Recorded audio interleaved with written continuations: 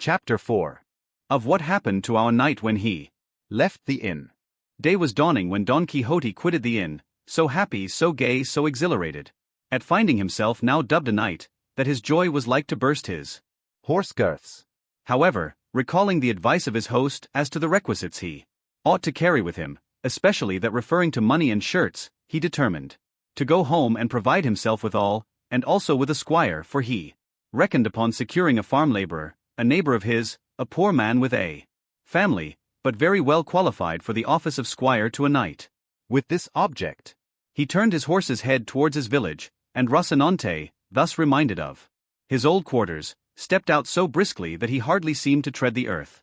He had not gone far, when out of a thicket on his right there seemed to come feeble cries as of someone in distress, and the instant he heard them he exclaimed, "Thanks be to heaven for the favor it accords me, that it so soon offers me an opportunity of fulfilling the obligation I have undertaken, and gathering the fruit of my ambition."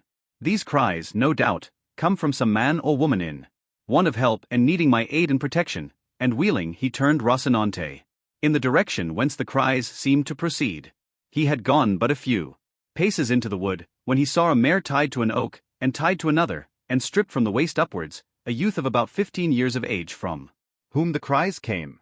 Nor were they without cause, for a lusty farmer was flogging him with a belt and following up every blow with scoldings and commands, repeating, "Your mouth shut and your eyes open," while the youth made answer, "I won't do it again, master mine, by God's passion I won't do it again, and I'll take more care of the flock another time." Seeing what was going on, Don Quixote said in an angry voice, "Discourteous knight, it ill becomes you to assail one who cannot defend himself. Mount your steed and take your lance," for there was a lance leaning against the oak to which the mare was tied, "and I will make you know that you are behaving as a coward." The farmer, seeing before him this figure in full armor brandishing a lance over his head, gave himself up for dead, and made answer meekly, "Sir knight, this youth that I am chastising is my servant, employed by me to watch a flock of sheep that I have hard by, and he is so careless that I lose one every day. And when I punish him for his carelessness and knavery, he says I do it out of niggardliness, to escape paying him the wages I owe him, and before God and on my soul he lies before me, base clown," said Don Quixote.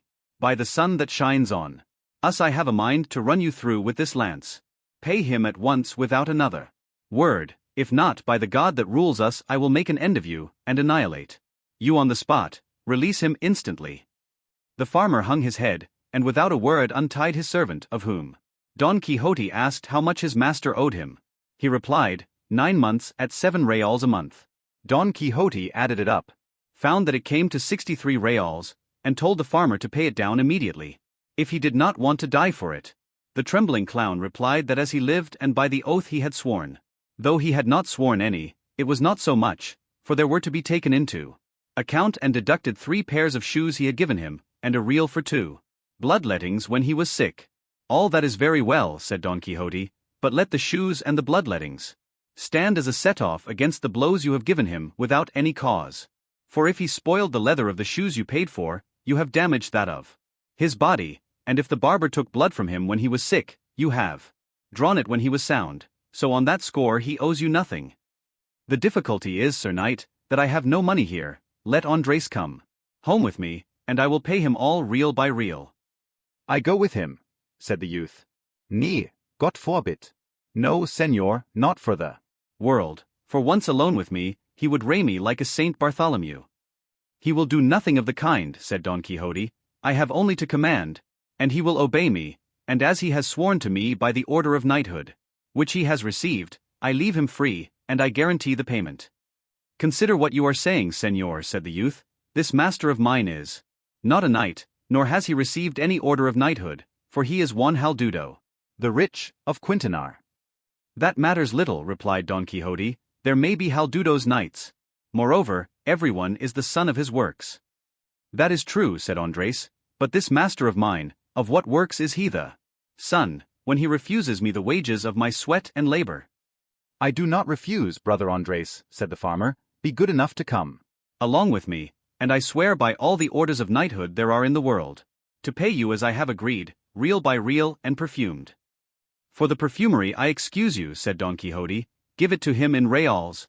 And I shall be satisfied, and see that you do as you have sworn, if not by the same oath I swear to come back and hunt you out and punish you, and I shall find you, though you should lie closer than a lizard. And if you desire to know who it is, lays this command upon you, that you be more firmly bound to obey it, know that I am the valorous Don Quixote of La Mancha, the undoer of wrongs and injustices. And so, God be with you, and keep in mind what you have promised and sworn under those penalties that have been already declared to you. So saying, he gave Rocinante the spur and was soon out of reach. The farmer followed him with his eyes, and when he saw that he had cleared the wood and was no longer in sight, he turned to his boy Andres, and said, Come here, my son, I want to pay you what I owe you, as that undoer of wrongs has commanded. Me. My oath on it, said Andres, your worship will be well advised to obey the command of that good knight, may he live 1,000 years, for as he is a valiant and just judge, by Roque, if you do not pay me, he will come back and do as he said. My oath on it too, said the farmer, but as I have a strong affection for you, I want to add to the debt in order to add to the payment, and seizing him by the arm he tied him up again, and gave him such a flogging that he left him for dead. Now, Master Andres, said the farmer, call on the undoer of wrongs, you will find he won't undo that, though I am not sure that I have quite done with you, for I have a good mind to flay you alive. But at last he untied him, and gave him leave to go look for his judge in order to put the sentence pronounced into execution. Andres went off rather down in the mouth, swearing he would go to look for the valiant Don Quixote of La Mancha and tell him exactly what had happened, and that all would have to be repaid him sevenfold, but for all that he went off, weeping, while his master stood laughing. Thus did the valiant Don Quixote right that wrong, and thoroughly satisfied with what had taken place, as he considered he had made a very happy and noble beginning with his knighthood, he took the road towards his village in perfect self-content, saying in a low voice, Well mayest thou this day call thyself fortunate, above all on earth, O Dulcinea del Toboso, fairest of the fair, since it has fallen to thy lot to hold subject and submissive to thy full will and pleasure a knight so renowned, as is and will be Don Quixote of La Mancha, who, as all the world knows, yesterday received the order of knighthood, and hath today righted the greatest wrong and grievance that ever injustice conceived and cruelty perpetrated, who hath today plucked the rod from the hand of yonder ruthless oppressor, so wantonly lashing that tender child. He now came to a road branching in 4 directions, and immediately he was reminded of those crossroads where knights errant used to stop to consider which road they should take. In imitation of them he halted for a while, and after having deeply considered it, he gave Rocinante his head, submitting his own will to that of his hack, who followed out his first intention, which was to make straight for his own stable. After he had gone about 2 miles, Don Quixote perceived a large party of people, who, as afterwards appeared, were some Toledo traders, on their way to buy silk at Murcia. There were 6 of them coming along under their sunshades, with 4 servants mounted, and 3 muleteers on foot. Scarcely had Don Quixote descried them when the fancy possessed him that this must be some new adventure, and to help him to imitate as far as he could those passages he had read of in his books, here seemed to come one made on purpose, which he resolved to attempt.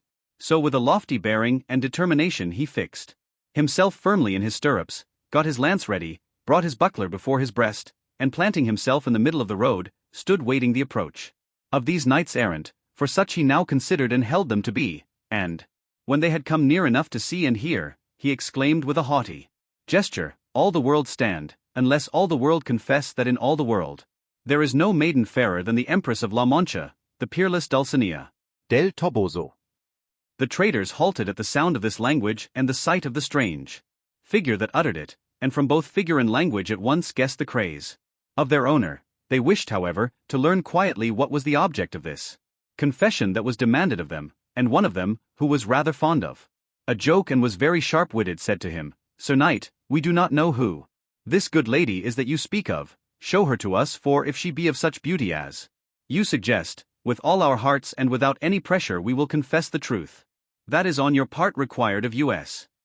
If I were to show her to you, replied Don Quixote, what merit would you have in confessing a truth so manifest?